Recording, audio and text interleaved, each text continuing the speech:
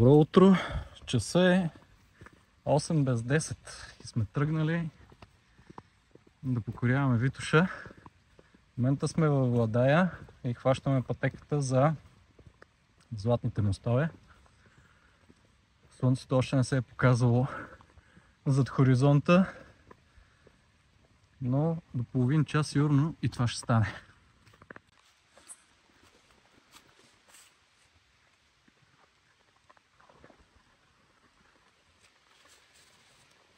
Слънцето още не се е показало, обаче вече може да видите за какво става дума, колко е шарено навсякъде. Чакаме го да се покаже, за да ни отсвети хубаво сцената. Искам само да забележите какво хубаво водопадче имаме тук в далечината. Камерата не си личи, но е доста голямо. После евентуално може да направим следното. Мисля, че мога да сляза ето до това дърво, ето там, да разположа статива под него, насочвайки го натам с една вертикална композиция и да пуснем на бавна скорост, за да размажем движението. Ако има малко светлина от слънцето, ще стане топ. Ето водопада по-отблизо, вижте каква красота. Може даже да се помисли за някаква ниска гледна точка. Вижте колко е червено отзад. Красота.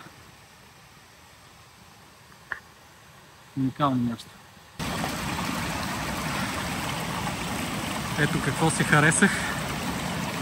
Не ме питайте как стигнах до тук. Катерики са по тия камъни. Но мисля, че се заслужаваше, защото сцената е много добра.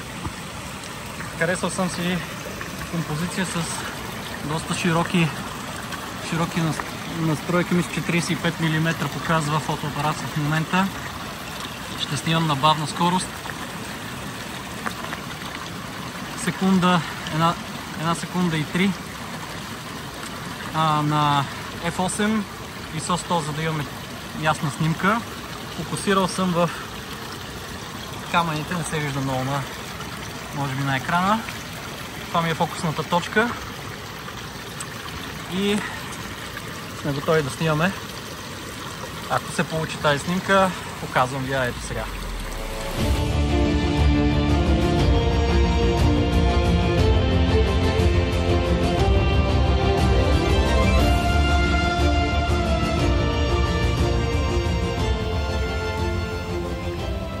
Ето още един пример за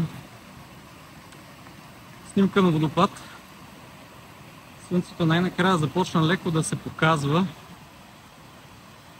Се опитам да покажа. Ето там виждате в далечината, вече се виждат първите отблясъци. Това е сцената, която съм си харесал. Показвам я на екрана. Идеята ми е движението на погледа да започва от тук, да продължава насам и така да отива до края, като имаме тук приятна светлина в горния край. Фокусната точка, виждате, съм я избрал тук почти в средата. И ако тази снимка се получи, ще ви я покажа сега.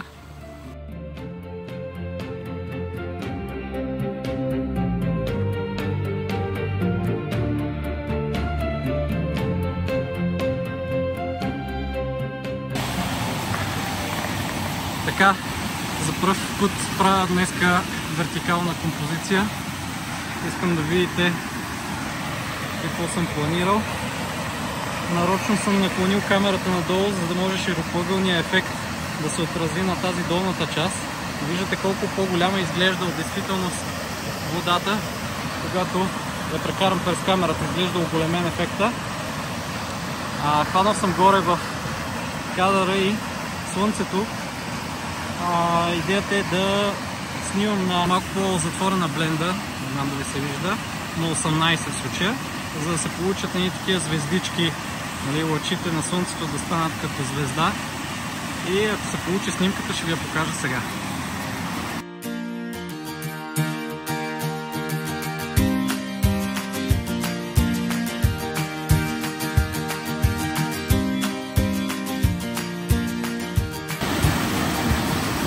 Да поговорим и за тази композиция. Не знам дали изобщо ме чувате, толкова е шумен водопада.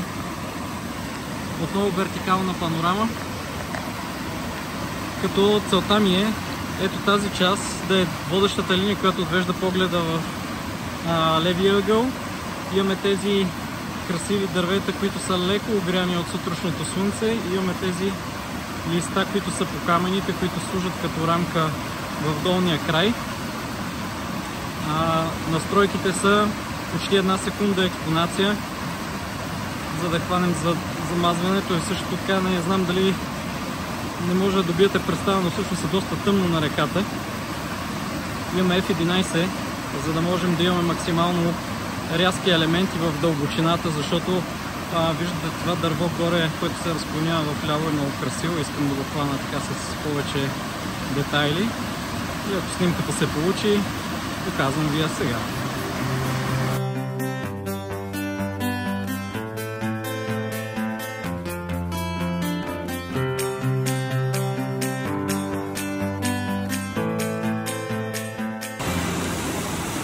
Ето ви поредна композиция. Днес определено денят доставя толкова възможности за снимки, че просто е невероятно. Аз съм изумен колко кадри вече успях да направя. Мисля, че повечето от тях се получиха. Малко по-различно този път. Акцентът е не върху водата, акцентът е по-скоро върху тези брези и задния фон. Отново, понеже привидно светло е, но всъщност виждате, че снимам на 1 секунда експонация, което означава, че на реката си е все още доста тъмничко, въпреки че слънцето започна полека да се показва ето оттам. Но нашите снимки изискват повече време за експониране. И така, ето снимката, която правя в момента.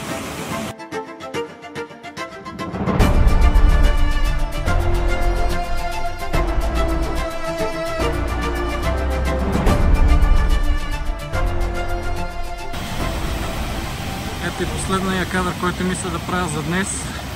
Горе-долу на средата на пътеката в посока към Златните мостове. Този водопад, който е буквално на няколко метра от пътеката. Виждате, там има една пейчица. И показвам ви кадър. Композицията е супер праволинейна, просто съм застанал сравнително в средата. Виждате къде са ми краката, ето там е брега. Опитах се да застана на камъните, за да съм по-централно. На 24 мм в момента снимам. Максимално широко е обектива в момента. Вече снимам на доста по-ниска скорост, защото е по-светло и в противен случай, ако прекаля, прегарям белите части във водата. И снимам на F11, за да имам максимално рязки детайли, включително и в далечния план, където са дърветата. И ако се получи кадъра, ето го на вашите екрани.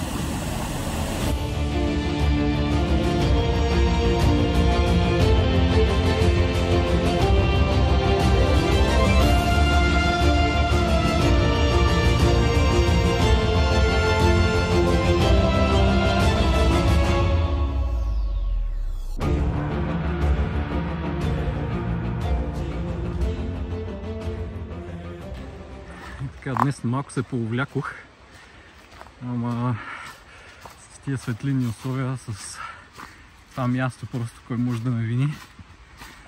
И сега съм тръгнал към читалището, ако успея изобщо да се появя за отворените врати. Да изобщо има някой, който проявява интерес към клуба.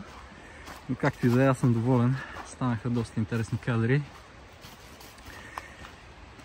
Така че, който е дошъл, печели, който не станал в 6 часа, не печели. Така че, след следващия път, вероятно след седмица, е последния шанс, който можем отново да снимаме есента в най-големия блясък. След това вече чакаме да падне първия сняг. До нови срещи и не забравяйте да снимате.